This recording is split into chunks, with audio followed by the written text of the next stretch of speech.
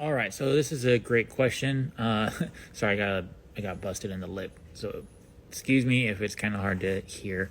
But we're to start with a 4.5-month-old puppy. So you'd want to start off basically with crate training first, and getting them working for their meals. I think that is on potty training as well, but that kind of fits in with the crate training side of things. But working your dog for their meals, you can be shaping behaviors, sits and downs, and getting them to do place, recalls. I mean, there's so many things that you can do. Just utilizing your dog's food.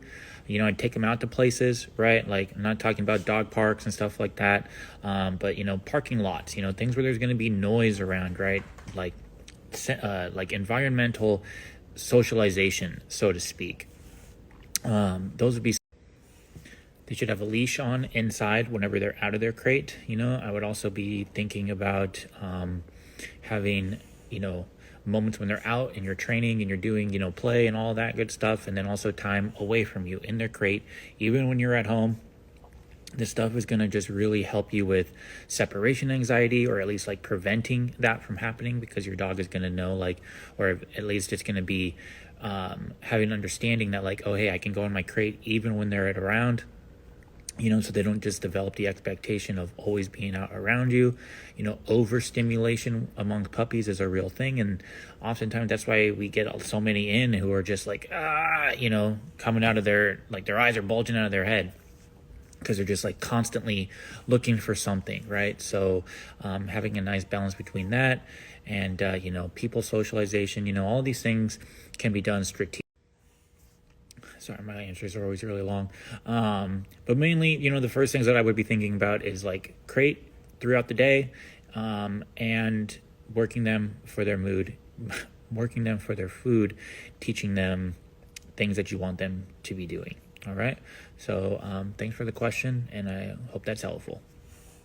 So my brother just, gave me another little thing to think about, as far as like the environmental socialization goes.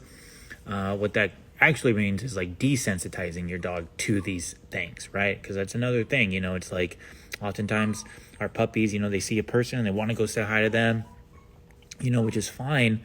But there's also a time and place for that, right? Same thing with dogs, right? Like, hey, yeah, I'm glad your dog's social, but there's a time and place for that. And maybe the walk isn't the place for that, or the coffee shop isn't the place for that. So teaching your dog, desensitizing your dog to these things so that they're neutral around them is only also going to make things so much easier for you and your dog moving forward, for the next 15, 16 years.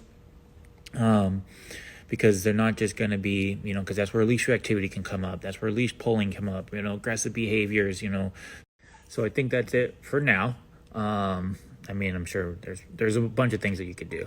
But I think, yeah, those things that I mentioned are the good place to start. All right. So again, yeah, thank you for the question, and hope it's helpful.